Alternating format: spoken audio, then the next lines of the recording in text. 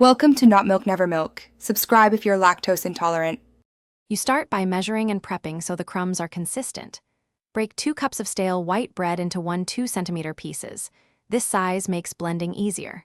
Once done, mix 1 teaspoon salt, 1 teaspoon paprika, 1/2 teaspoon onion powder, and 1/2 teaspoon garlic powder in a bowl so the flavor distributes evenly. Make sure to preheat the oven to 150 degrees and line a tray with parchment. A low, even bake dries the bread. Once the bread is laid out, put the tray in the 150-degree oven and bake for 20 to 25 minutes. Stir at about 10 minutes to promote even drying. You want the pieces fully dry and slightly crisp, not toasted brown, because color changes flavor.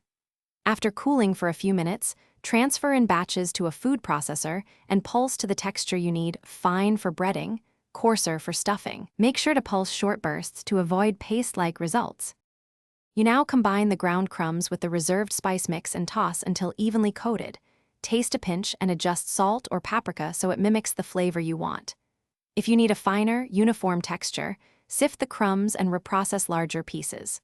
Once satisfied, you can add 1 tablespoon of neutral oil to bind if you plan to use the crumbs immediately.